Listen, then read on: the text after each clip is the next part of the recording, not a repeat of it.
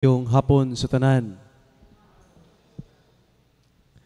Aduna ba mo'y kasinatian sa iyong kinabuhi nga nibati mo nga nawala mo? Kana bang para ninyo nalayo na mo sa kabubuton sa ato nga Ginoo? O baka kanang pangutana nga naglibog mo kung unsay purpose sa inyong kinabuhi dinhi sa kalibutan? Kini nga mga pangutana, mga igsuon, mausab kini ang kasinatian ni Santa Catalina sa Siena, nga ang santa nga ato nga gipasidunggan karon. Diya sa iyang kinabuhi, adunay mga kasinatian niya nga nakapangutana usab siya kung unsay purpose sa iyang kinabuhi, ug bisan pa man sa mga kasinatian sa kinabuhi, ang iyang kaugalingon ug iyang kinabuhi nahimong modelo unsaon pagpuyo ang atong pagtuo ug unsaon ang genuine o matinud-anon nga pagpangalagad. Mga igsoon, si Santa Catalina natawo niadtong 1347. Ang iyang pagkatao mausab kini ang dunay mga panghitabo nga kalisdanan sulod sa ato nga simbahan o great turmoil within o sulod sa ato nga simbahan. Bisan pa man sa iyang kalinguhod, sa iyang kaidaron, sa iyang edad, nibati na siya nga aduna say tawag. Nibati na siya sa tawag sa Ginoo diha sa iyang kinabuhi. Bisan pa man siya unom pa ka tuig, apan nakasinati na siya talan-awon niya ng Ginoo nga nagpasakit ug tungod ni ana nibati siya dugang kaikag nga pagdebosyon siyang kaugalingon niya ng Ginoo nga nagtawag kaniya. Ug tungod ni ana nahimo siya nga Dominican Tertiary o order sa mga Dominikano, order of preacher. Ug tungod ni ana diha sa iyang kinabuhi niyang gipili o gipuy-an, pinaagi diha sa mga pag-ampo o pinaagi iyang gihubad kini pinaagi sa mga pag-ampo iyang lalom nga relasyon sa Ginoo ug diha sa iyang nga pagpangalagad ngadto sa katawhan. Apan sa iyang kinabuhi, mga igsoon, dili lang smooth sailing ang panghitabo, kundi aduna usab say mga kalisdanan nga nasinati sa kinabuhi, considering siyang background nga natawo siya panahon sa panahon diya simbahan nga nakasinati og tumang kalisdanan ug challenges diha sa ang atong simbahan. Nisinati sa daghang mga problema o makasinatian sa kinabuhi ug iyang gi-question ang iyang kaugalingon. Yang i-question yang kaugalingon even siya nga pagtuo o ang iyang kapasidad diha sa iyang kaugalingon. Ang kapasidad niya nga dili siya mahimutang nga ang iyang mga maayong binuhatan para niya dili lang igo, dili sakto kundi para niya aduna pay dako nga kulang. Ug diha sa atong ebanghelyo kung maigsuon kita gipahinumduman diha sa pulong sa atong Ginoo sa iyang ingon ang magtuman sa akong sugo mao gayud ang tao nga nahigugma kaniya. Kung tinuod kita nga nahigugma sa atong Ginoo, kinahanglan di ay atong tumanon ang iyang mga sugo. Kini nga pulong sa atong Ginoo diha sa atong ebanghelyo mao kini ug tataw ug klaro kay kini diha sa kinabuhi sa santa nga atong giselebrar karon. Nga despite siyang mga pangutana siyang kaugalingon kung unsay purpose siyang kinabuhi, nagpabilin gihapon siya sa diha sa dakong gugma sa ato nga Ginoo.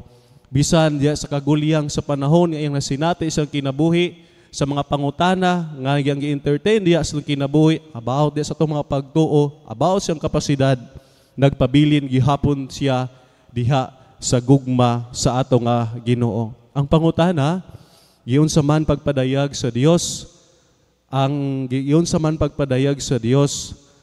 ang iyang kaugalingon ngadto kang Santa Catalina. Kung tan-aw nato, basahon nato iyang kinabuhi, nagpadayag kini sa iyang palanawon og labaw na sa tanan diha sa iyang desire nga iyang higugmaon ang Ginoo taliwala sa tanan og ang iyang pagserbisyo ngadto sa simbahan. Og kini si Santa Catalina usab mga igsuon, aduna usab kini sa stigmata, the wounds of Christ, sama ni Padre Pio. Apan kining stigmata nga iyang nasinati ang naan niya kini timailhan sa iyang lalom nga relasyon sa Ginoo.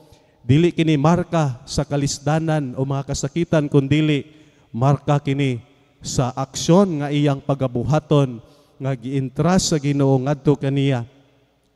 Si Santa Catalina nahimong instrumento sa ingon panahon ganina, balikan na tanaw ng background, nahitabo kini o sa iyang background sa iyang pag-exist ning kalibutana, diya kasinati ang simbahan sa tumang kalisdanan.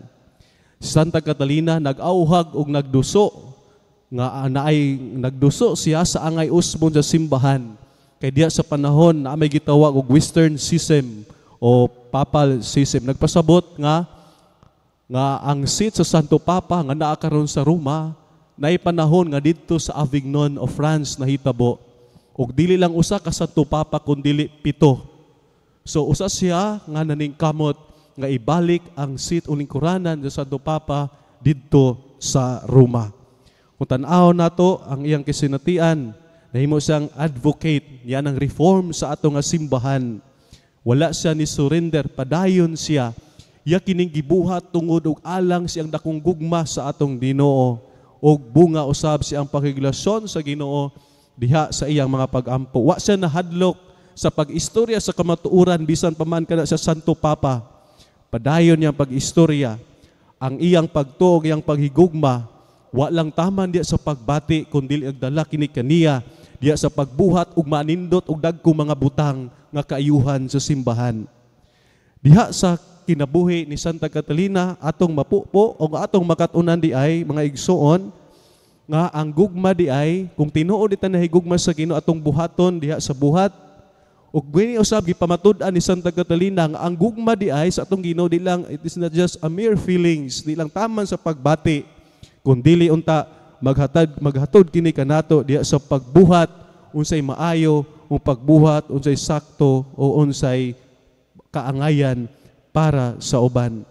Munang sa panahon nga kita naglibog, sa panahon nga kita nangautana diha sa atong kinabuhi tungod sa atong mga kasinatian o mga kalisdanan, atong hinumduman kanunay nga naa ang gugma sa Ginoo.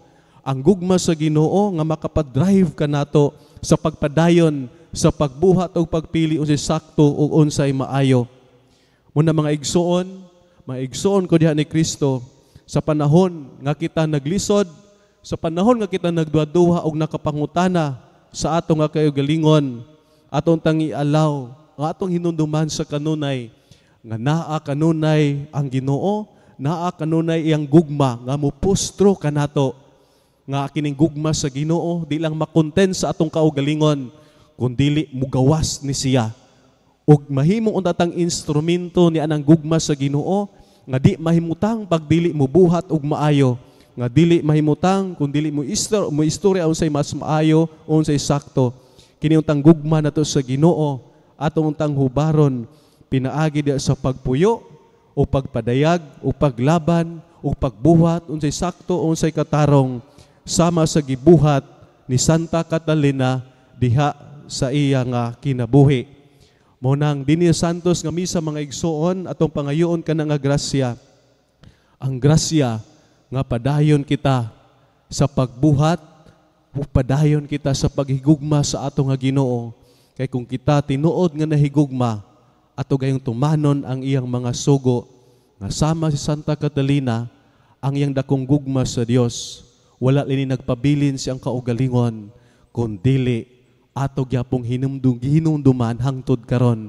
Yan ang dako ngayang kontribusyon sa simbahan diha sa atong kinabuhi. Manang dinhi santos nga misa, atong pangayon ka nga grasya. Ang grasya nga kita unta mamahimong instrumento niya ng gugma sa Dios o kanang gugma unta sa Dios atong tanang paghawson timailhan sa atong paghigugma o pagtuman sa iyang mga kasuguan. Hinaot pa unta palihog sa pagtindog.